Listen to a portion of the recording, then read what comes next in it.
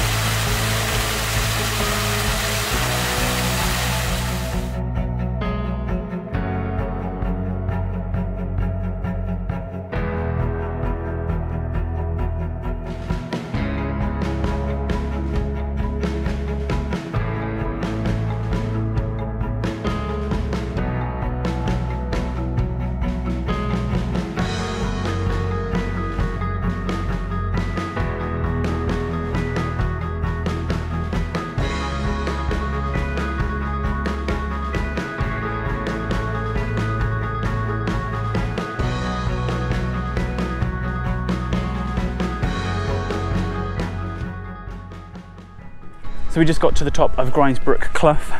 You can see the view down there, down the clough, and it goes round towards Edale. And then behind is actually the top. There's loads of people, massive cairn. There must have been a group of like 40 people. I think we saw them at the car park. So we vacated that area rather quickly. And we're just following this kind of escarpment round to Grindsbrook Knoll, which is 601 metres, I think, the summit just of this bit here.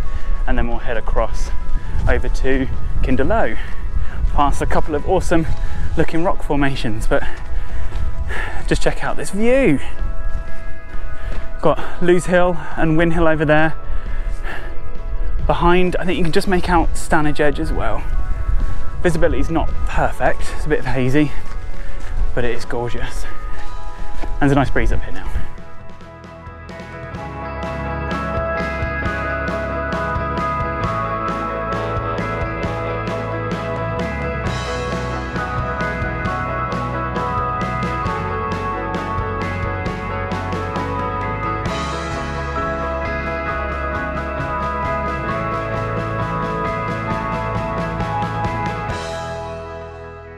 So we made it to the top of Grindslow Knoll, and there's just such an amazing view right down to Edale.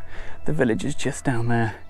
This is the great ridge of Mammut to Lewes Hill, Win Hill, Stanage Edge over there. Fantastic. Castleton is just the other side of that. But I said we started our walk down at Edale, down there. It's a lovely breeze up here and it's just absolutely beautiful.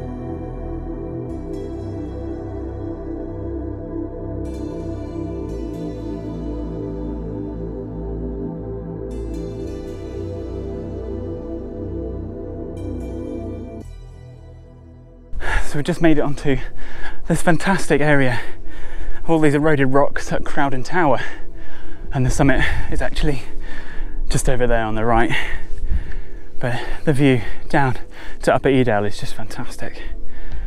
A couple of escape paths if you do get caught up here in bad weather, straight down the Clough or just along this very broad ridge.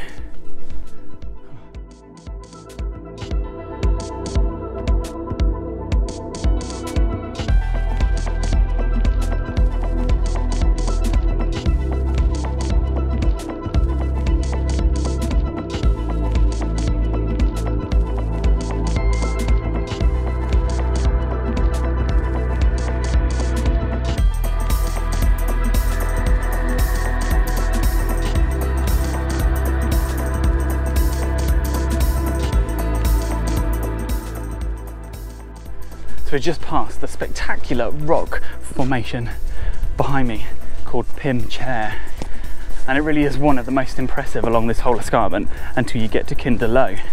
And just before there I did show some clips as well of some amazing rock formations just like scattered about, completely random, but then some of them are almost in straight lines and stuff, and the erosion, the patterns on them just fantastic.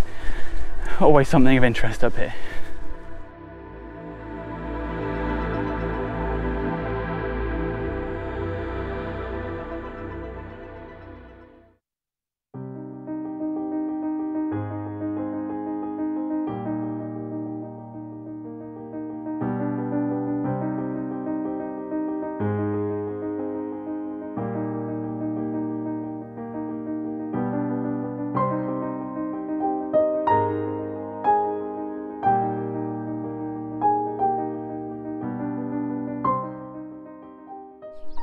So here we are on the summit now of Kinder Low.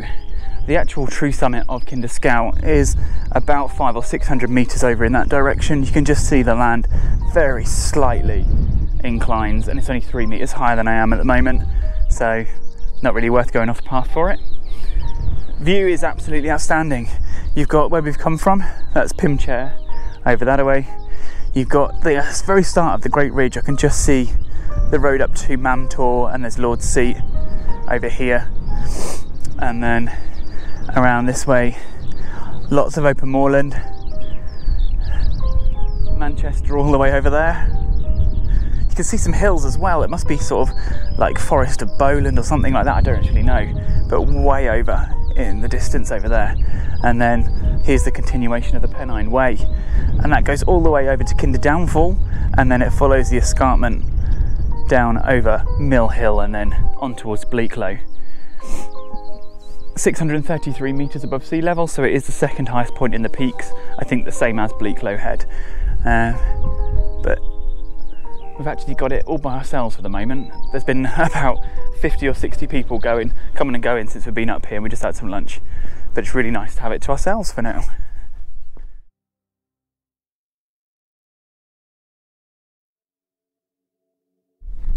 So we're here at the Peak District getting in some much needed practice for our national 3-peak challenge that we're doing in a couple of weeks' time. Me and my friend Edale are doing the national 3-peak challenge in 24 hours, so it's going to be a really tough challenge for us both. We're deep in training mode at the moment, trying to prepare as much as we can. We're doing this for a lovely little girl in our son's class at school, Anastasia, who is 6 years old. She's been diagnosed with DIPG, which is a really rare form of brain cancer. And we're raising as much money as we can for research into this awful disease, because at the moment there are no funds available. So every penny that is raised for this challenge will go towards research into helping other children to find a cure, and also to help Anastasia as well. So any pennies or pounds that you can donate will really help this cause. Thank you.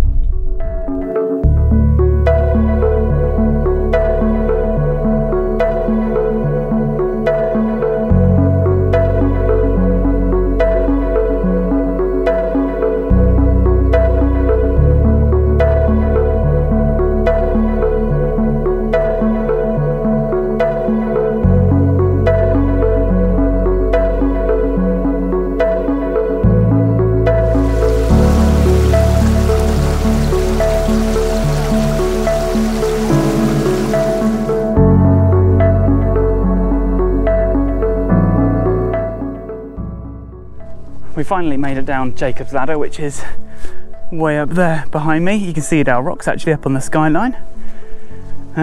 We've made it down almost as far as Barber Booth now, which is a tiny little hamlet right at the end of the Vale of Edale, but the temperature has really skyrocketed. So at the top, when we were sitting down having lunch, we actually got a little bit cold in the wind, probably only about 12 degrees, something like that in the wind chill. Down here there's almost no wind, and I think it's like mid-20s.